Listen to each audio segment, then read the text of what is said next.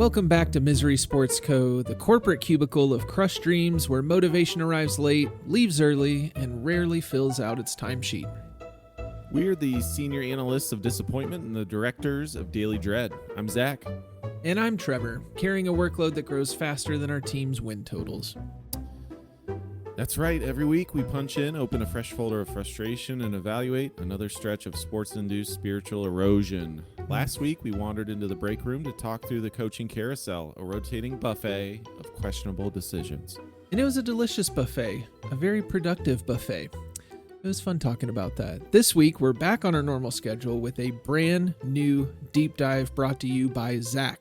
But before we crack open the emotional filing cabinet, we've got a message from our first sponsor. That's right. Our next segment is brought to you by Jalen Hurts Giveaway Emporium, where every turnover comes with another absolutely free. Whether it's a fumble or an interception, we believe in value. Man, well, thank you to Jalen Hurts Giveaway Emporium. It's seems like they are coming by the baker's dozen these days. And it's kind of crazy how they are talking about what's going wrong in Philly without being like, he keeps giving away the ball. And it was the craziest play I've ever seen. I mean, he threw an interception, they strip sack, he gets the ball back, fumbles again. It's like, the dude, at that point, you just can't catch a break. Like, it's not that you're a bad player. You just are unlucky at that point. He broke the Monsters Inc. simulcast because the computers didn't know how to program that sequence of events. Congrats, Jalen Hurts. He's a champion. He is, you know what? He is a champion. Yeah. I guess I'll put respect on his name like I do Richard Jefferson. Ugh. Time for the weekly earnings report, where the data is confused, the projections are nervous, and the spreadsheet is one formula away from just giving up. I will start us off. So this past Saturday was just a wonderful day at Misery Sports Co. Started out with the Blue Jackets, Columbus Blue Jackets. They scored 6 goals in a hockey game, and they lost. Oh, no. Yeah, fantastic. So then the Cleveland Cavaliers played the Golden State Warriors. You would think, Golden State. They didn't have Curry. They didn't have Draymond Green. Love that. 107 shots. We were 35%, and we scored 94 points and lost. Oof. Brutal. So, okay, you're going into the night. Whatever. That's rough. It's fine. Ohio State versus Indiana, right? Big Ten title game. Here we go. Number 1 versus number 2. Turn around, baby. Nope. Ohio State got destroyed by Indiana's defense. Credit Indiana's defense, right? Yes, they showed up. Ohio State had a lot of distractions this past week. All of that said, we had the ball inside of the 10-yard line 2 times and had 0 points. Credit Indiana. They won the game. That was my trio for Saturday. What a Onto trio. the main course for Sunday. It was the NFL Draft Super Bowl, the Cleveland Browns against the Tennessee Titans. Get on your feet, folks. Super Bowl. In beautiful Cleveland, Ohio. You could get in the door at game time around $8 for a ticket. They probably paid you. They gave you like a free beer or something when the gates opened. It looked so cold there. Freezing cold. It was snowing. It was raining. It was sleeting. It was windy. And the Browns really came up with a few wins. So, number 1, we lost the game. Fantastic. We got better draft position. So, I think we're down to like roughly number 4 now. Sorry about that, Tennessee Titans. Myles Garrett got a sack. If you were to watch the game, you would see that Myles Garrett was only going for sacks. He was not contributing to run defense at all. The Titans ran for almost 200. But really the surprise of the game from my end was Shedeur Sanders. So Shedeur had 364 yards passing, 3 touchdowns. He had another touchdown on the ground. 4 toadies. He looked competent, Trevor, which I wasn't actually expecting. I know that he's played against the Raiders, the Titans. These are, teams that are in the top 5 of the draft, but against any team to throw 364 yards was great. So I am very happy with that. He's got great touch on his passes. He can layer throws. There's a lot to like with him, and if the Cleveland Browns can figure it out with him, it makes the turnaround so much easier. So I am rooting for him. I don't know if he is the one, but it was a good first step. He might be. 4 touchdowns in any NFL game. That's great. Yeah. Yeah. And I mean, first 300-yard game from a rookie quarterback this year. So, I mean, it's something. Yeah. It is something. Trevor, how did your side of the department do? Well, I'm writing down that we're 5 minutes and 45 into this so that I can tell you it was some fucking bullshit this weekend. Just absolute dog crap. I'm so upset. To pile on, yes, Ohio State did the thing. I also had to watch that. The Mavericks announced that third-year player Derek Lively, who is a really fun, athletic, rolling big man, is going to be done for the season because he has to have foot surgery. No. Yeah, really, he was such a perfect pairing with Luka. He's such a fun kid. So, yeah, it's not looking good. Just in general, really. His games played in his first 3 seasons was 55, 36, and 7. And big men with foot injuries. Yeah, it's not great. So that was really bad news. Vibes at the Mavericks. They've randomly won for it. This is how stupid the NBA is, though. We are terrible. Like, the Mavericks are objectively a really bad team. Nobody's going to watch them and be like, you know what? If they just put it together, like, I think they have something there. We're definitely like a growing team. We are 9-16. Zach, we are a half a game out of the play-in. At 9-16. No, we don't. This is so we ball. stupid. No, we don't. We just need a good draft pick, and these idiots are gonna mess around and get in the play-in and ruin everything. So, like, I struggle because I want the vibes to be good, and I know they're trying very hard to win. And honestly, I've got caught up in the winning. It's been very fun, but I need that draft pick. Because after this year, guess what? We don't have a draft pick for a really long time, so I really need this to be good. But anyways, on to the main course. The Titans technically won, but definitely lost. We moved from securely the first spot. We're down to the 3rd spot. And it's going to take some finagling, some big breaks to happen for us to get back up into the 1 spot. So I don't know. Watching that game in and out on Sunday, it just really seemed like both teams were trying to supportively lose, like find a positive way to just lose the game. And the Browns were better at it. The Titans tried. I mean, I am totally with you. Shedeur looked great. Our defense has a tendency to make quarterbacks look great despite Fair. anything. But I genuinely thought like he looked good.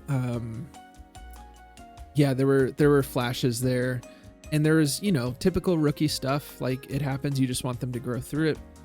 But it's just, besides the disappointment of the draft pick stuff, it's just the same stuff keeps popping up with the Titans of like, the Browns blitzed it on a 3rd and 8. Like when we were down 3, the Browns brought a pretty significant blitz up the middle. Cam saw it, backpedals, drops a dime on Van Jefferson, and it literally bounced off of his hands. Like, you have to try not to catch that ball.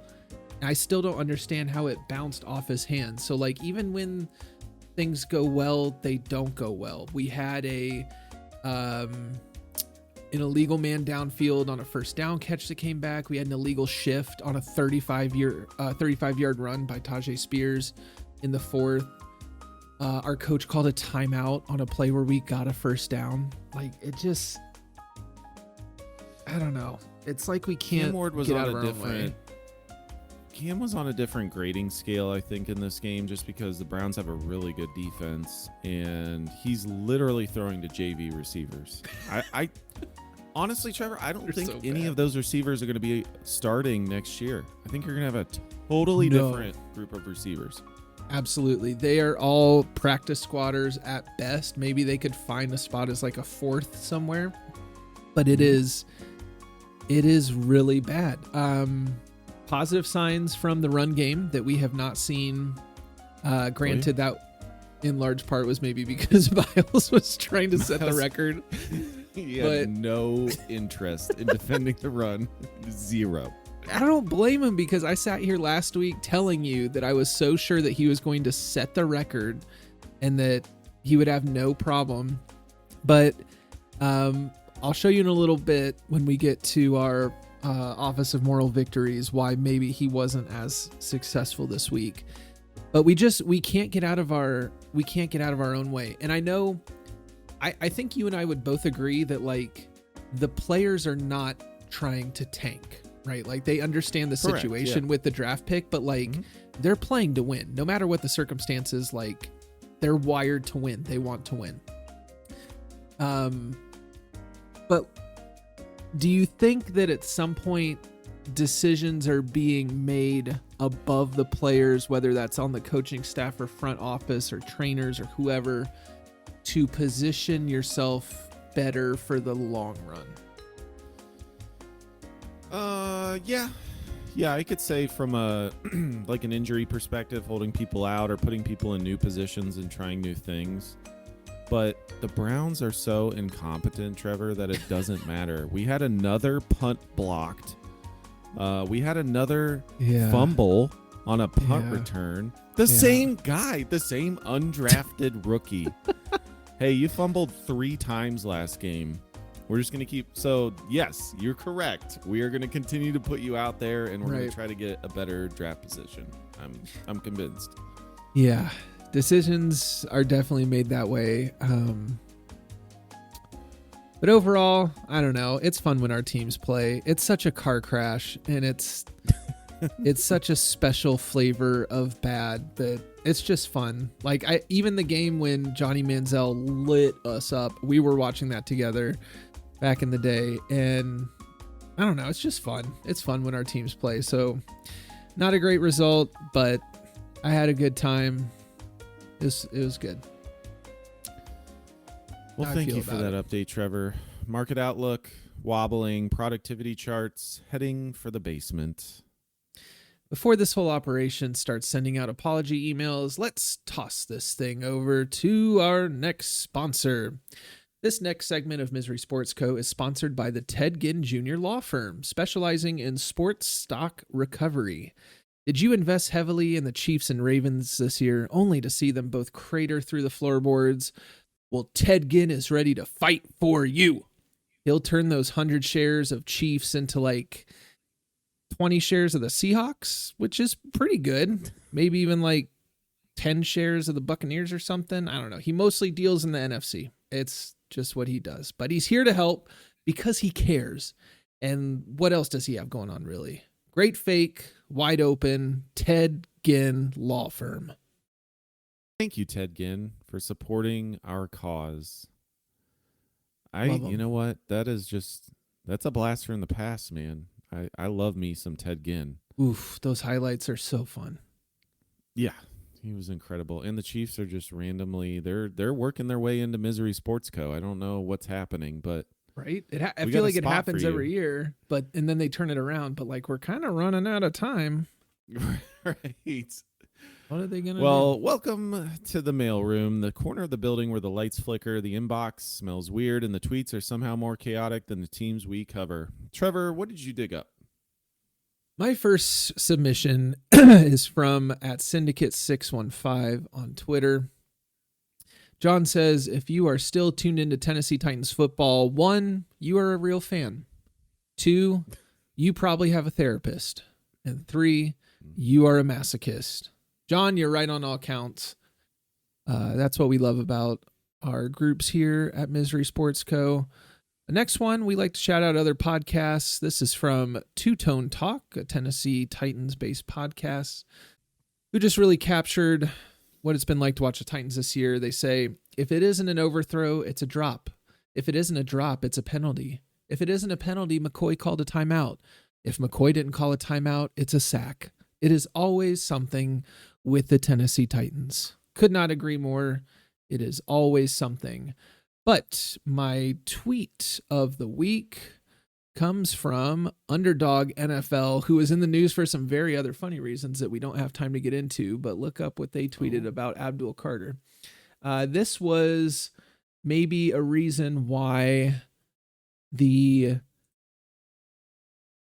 Titans had better, the offensive line played very well. Like, we've had 2 very good games, which starts this cycle of building hope just to crush me. So like, we're at the fun part before it all comes crashing down. But there's a short video here of Myles Garrett getting triple teamed on a rush. As he does. And he's talking to his teammates about it on the bench. I looked around, I see guard, boom, center, boom, other guard.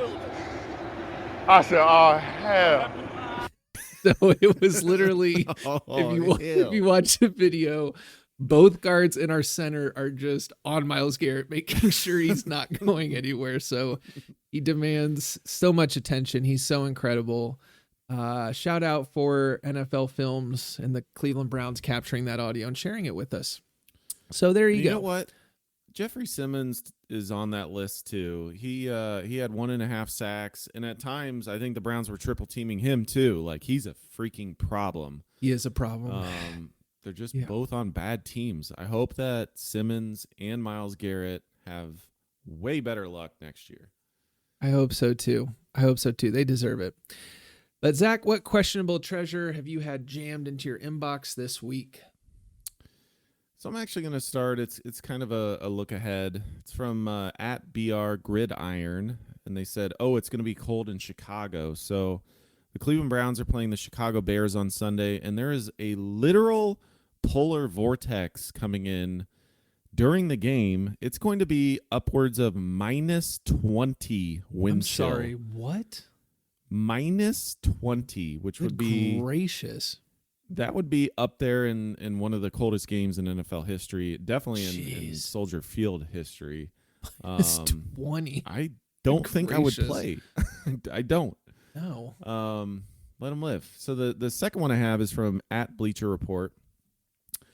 It shows it's a figure, and it shows 2 QBR ratings for Jalen Hurts, and it said Jalen Hurts versus the Chargers, 31.3 QBR. Okay. Yeah. If you just spiked the ball every play, your QBR would be 39.6. So I think he had 4 interceptions. He had the interception turned fumble. I'm not going to dog him because he's a champion. Listen, if the Eagles were the Browns and we had won a title with Jalen Hurts, I don't care what you do. You can be terrible. It doesn't matter to me, but I just thought it was funny. You know, you and I could have spiked it into the ground and we would have had a bit better QBR. Yeah, we would have. And then I'm going to take us off the train tracks a little bit here, off the rails. At NFL on CBS. Since the merger, only 2 QBs have thrown for exactly 364 pass yards in their 3rd career start. Shedeur Sanders. Okay. And none other than Tom Brady. Whoa, going to the Super Bowl. You heard it here first, folks. Confirmed. The GOAT. New GOAT, baby. Let's go.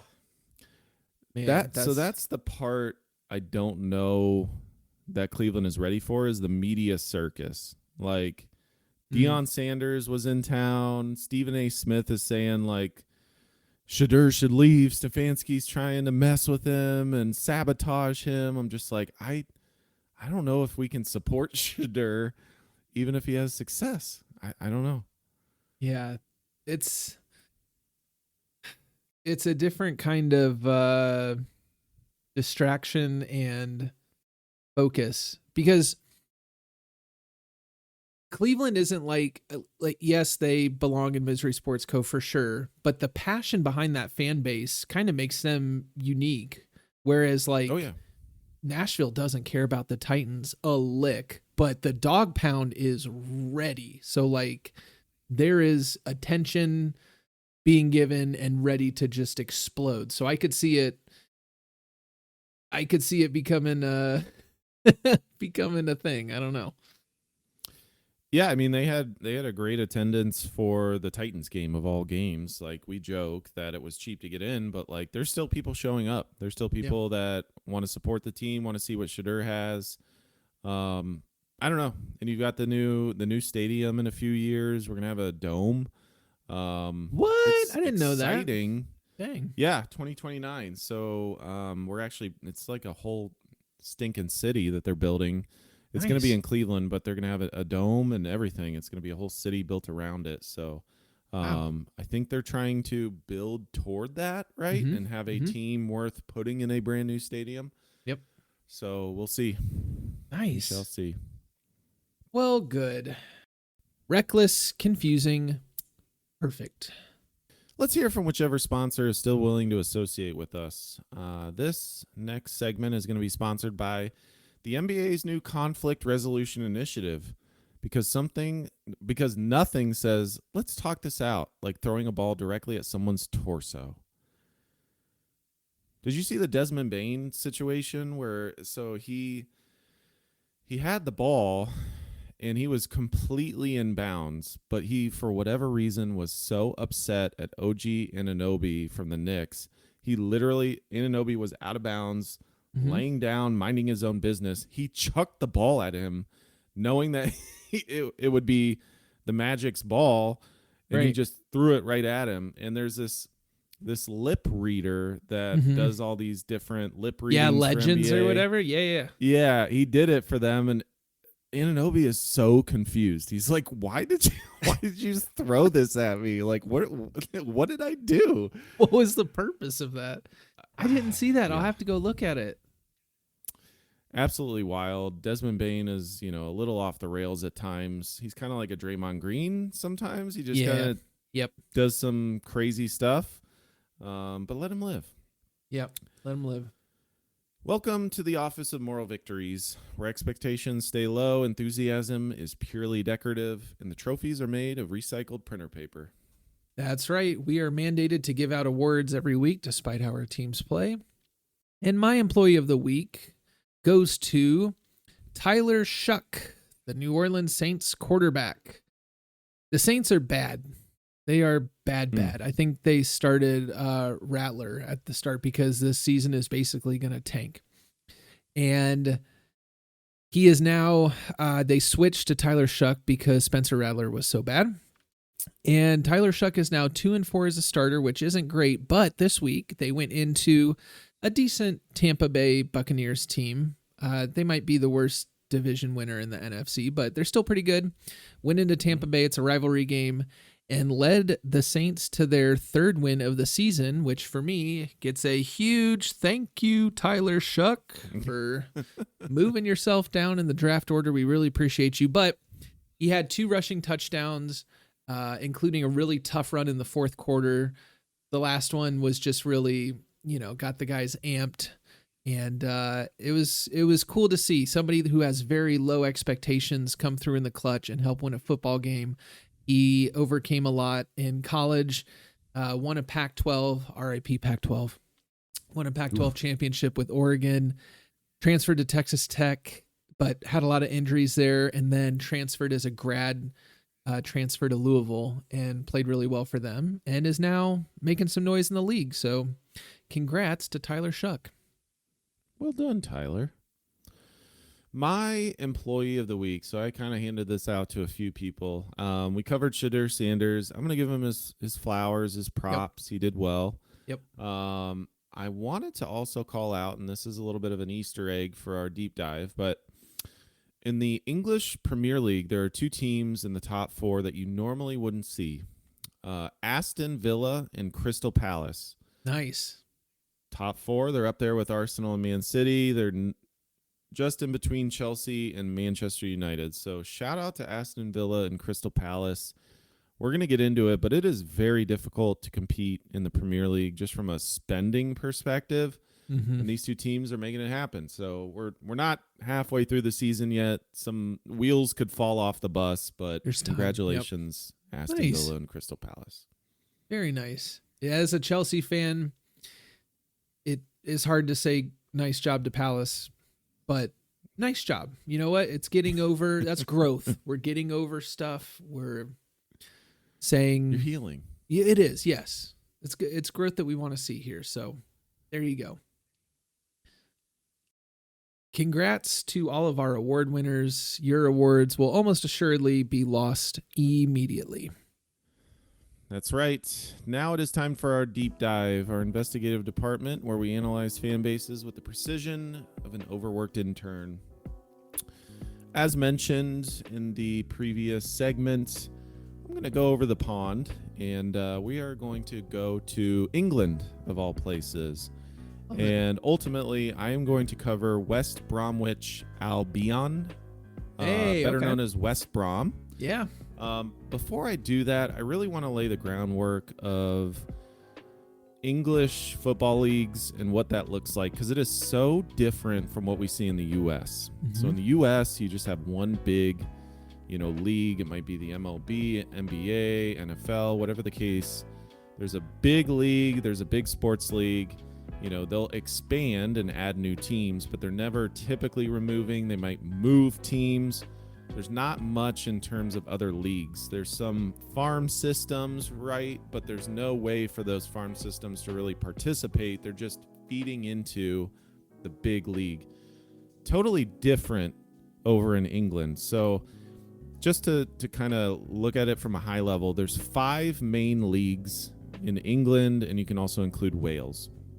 The Premier League, most everybody knows about. That's the highest league. That's the NFL of soccer or football, if you will. Chelsea, Arsenal, Man City. Everybody knows the big names. There's 4 more rungs to this ladder, right? So the next 3 are what they call EFL, English Football Leagues. EFL Championship is that second rung, which is confusing. It is very confusing. The naming system makes no sense. They used to have, so I'm glad you brought this up. They used to have just Division 1, 2, 3. It was like, that would make so much more sense. Yeah. Right. So EFL Championship is the second rung below Premier League. EFL League 1 is that third rung. EFL League 2 is the fourth rung. And the National League is the 5th rung. Now, when you think about this, I want our viewers really to be able to grasp just how tricky it is to get in and out of these leagues, because you can. And that's the difference between these leagues and in the U.S.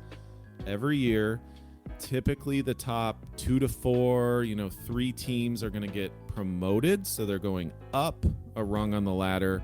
And then there's teams that go down rungs in the ladder. So typically it's going to be your bottom 3 teams are coming down. Why is that important? Well, it's really cool because it gives opportunity to teams to move up, but there are huge financial implications. So if you go to the very bottom rung, the National League, it is semi-pro. You're not making much. If you sell a few tickets, that's probably your revenue. Go to EFL League 2, which is the 4th rung. Your average, from what I could find, is about $7 million in revenue for the team. Oof, so that's everything you have. Lot. No. EFL League 1 jumps to $10 million. Not a big jump. No. EFL Championship, that second rung, is $40 million, so a decent chunk of change. Yeah. And then if you get to the Premier League, the average is $340 million Good a year. Gracious. Yeah. So it depends on your place in the standings. The bottom teams are probably around $150 million in the Premier League, but someone like a Man City, you're looking at $600-700 million. Insane. Absolutely bonkers. So that's a key difference. I actually think it's really interesting, and if you haven't seen Welcome to Wrexham, they do a great job of covering all these leagues as they go through the journey. Ryan Reynolds, Rob Mack, They Buy a Team. Highly recommend watching that show just to get an understanding for how difficult it is to get into each of these leagues. Jumping into West Brom, I'm going to cover it very quickly. They were actually founded in 1878 at the beginning of soccer. They were part of the very first league in England, arguably the first official soccer league in the world in 1888.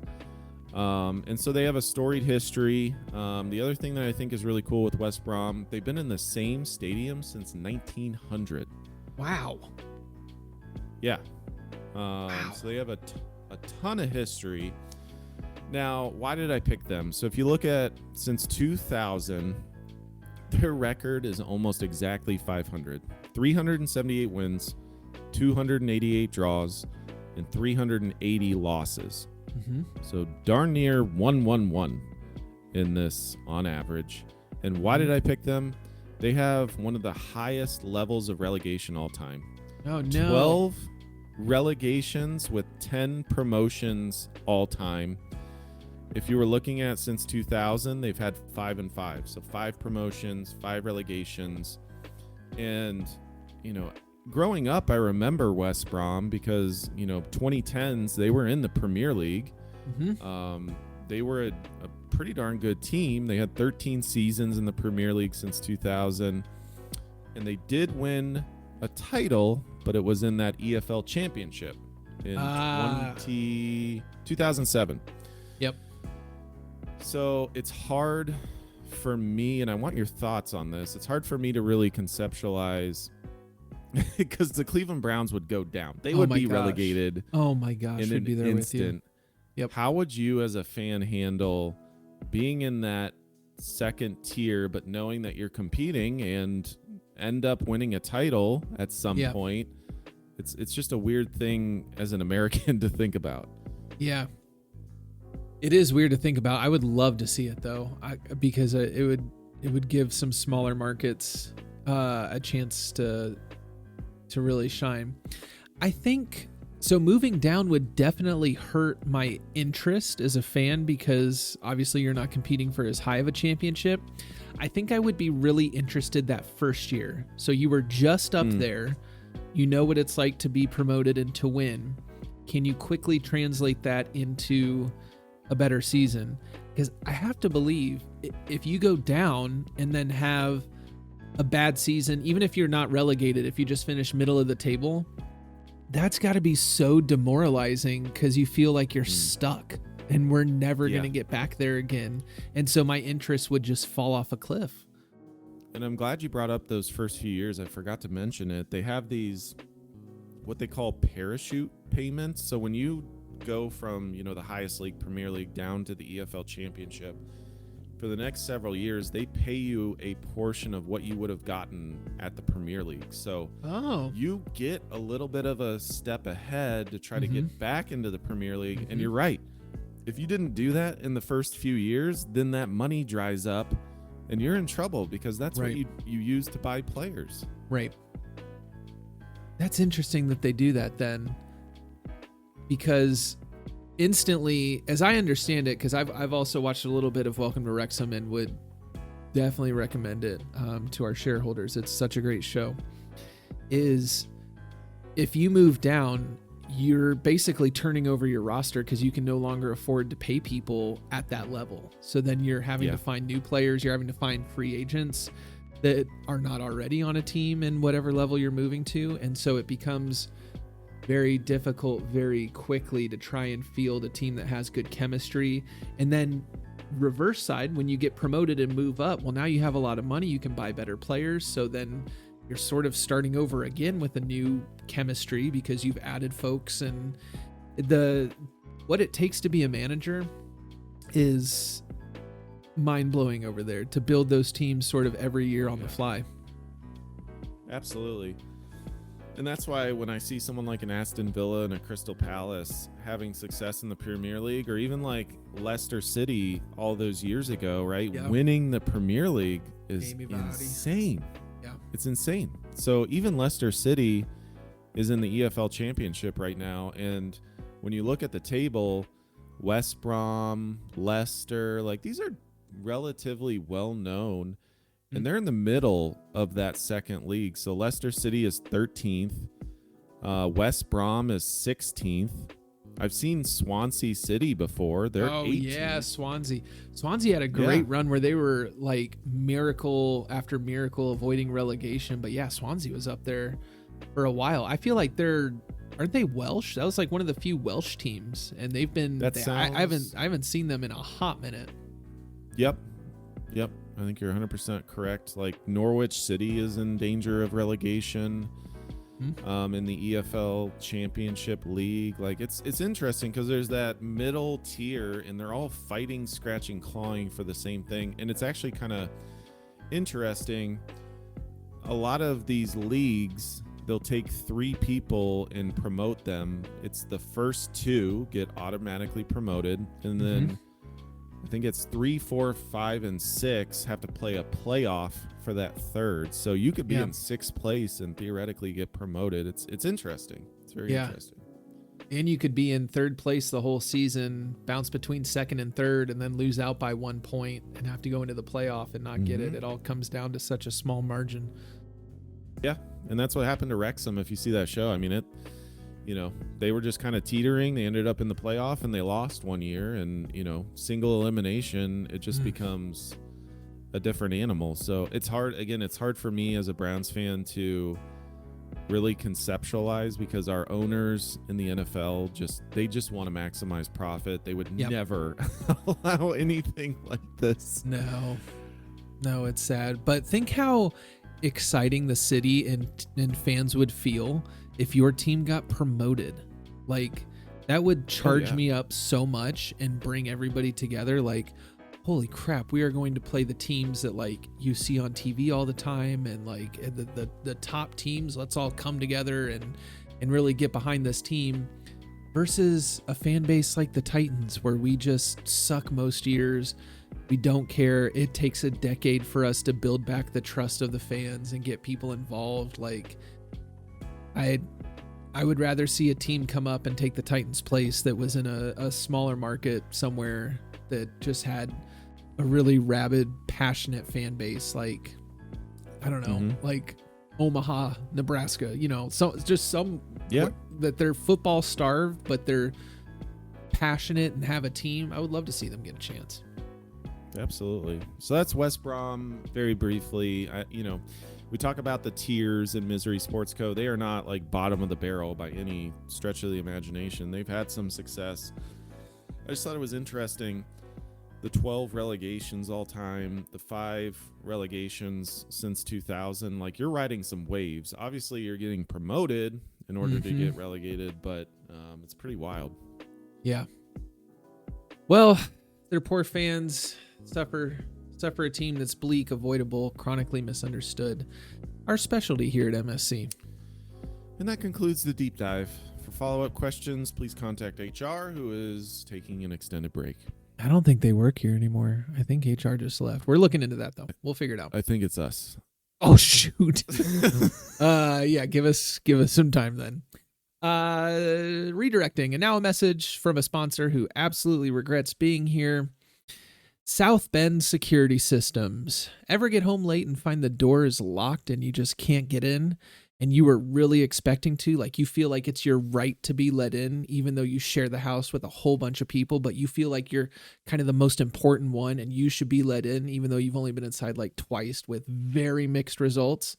Well, now you can call South Bend Security Systems, who will file some paperwork for new digital locks to make sure you can always get in, even if there's no room for you, with South Bend Security Systems. Oh, good old South Bend. Good old South. Didn't they? I heard something where they signed a contract where like they're automatically in next year. Correct. Ridiculous. As long as they finish in the top 12, the committee is not allowed to leave them out. Wow. Well, thank you, South Bend Security. So aggravating. Yeah, thank you for sponsoring. Be more we times appreciate you to talk about this, Trevor, because I want, the listeners to know that Trevor and I do not share anything that we are going to say on this show. We don't. Ever, whether it's the deep dive, the employees of the week. We are now diving into the pep talks, our attempt at optimism, however fragile it may be. You wouldn't guess it, Trevor, but my pep talk is going to go to Notre Dame fans. Perfect. Absolutely perfect. It's written on the page. Hey, Notre Dame fans. I know that you just root for your team. You want to see them in the playoff. It's not really your fault. It's your team's fault. Join a conference. Figure this out. I don't care. ACC, SEC, Big Ten. Geography doesn't matter. It doesn't matter. Just pick one. Close your eyes and pick a freaking conference. I don't care. It could even be the Big 12 at this point. I mean, sure. Texas Tech looks like they're showing up. BYU, yep. I don't care, Notre Dame. So sorry to the fans. You had a great team. Absolutely should have been in consideration, but not being in a conference robbed you of that conference championship. Get in a conference. What are we doing? Pick an easy one. Like Zach said, we don't care. Just get in one. Whichever one you want. Well, I've got a pep talk. And again, we don't talk about this ahead of time.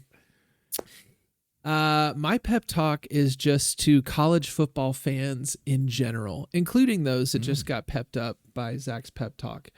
Everybody seems angry right now. Like the temperature is pretty spicy around college football, and there's a lot to be angry about. And maybe it's because of your team doing something. See Notre Dame, see Michigan, as we're learning breaking news coming across our desk in real time. But everybody seems upset about something. And a lot of it has to do with the playoff and the current format. Let me just remind everybody where we came from. So growing up, we had a system where we would feed a bunch of mystery information into a computer that would then decide which two teams the computer wanted to play for the national championship. And it was awful. It was the worst thing it was the worst deal we've ever had. It basically, you had to win all of your games. And if you weren't going to win all of your games, if at least, a few teams, if there was only one undefeated team, then you had to lose late in this, or you had to lose early in the season.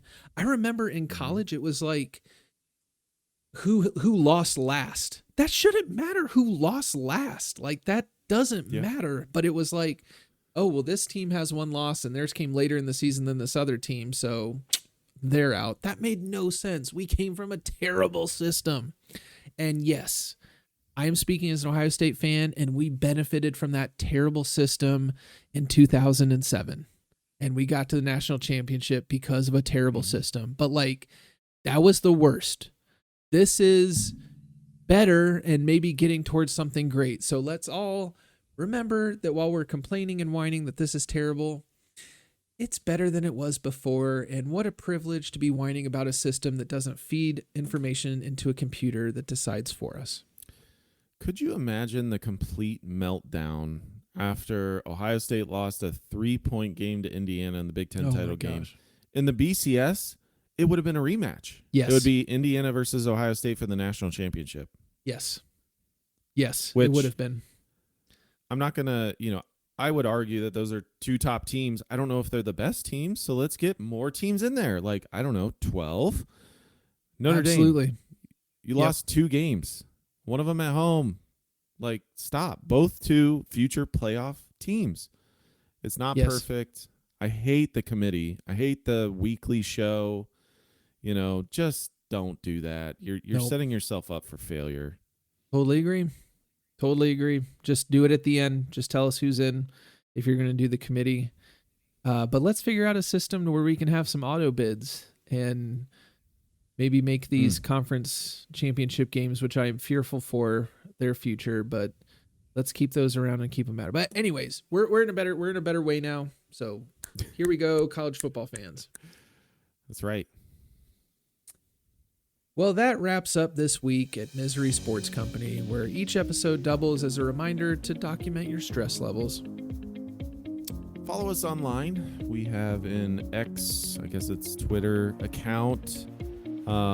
Make sure that you send us your most cursed takes. You listen to us, whether it's Spotify, Apple, Pocket Casts, you name it. We are out there. Let us know which team has personally sabotaged your week. We'll return with more analysis, more chaos, and maybe, just maybe, one moral victory worth acknowledging. Until then, clock out, decompress, and remember, misery always loves company.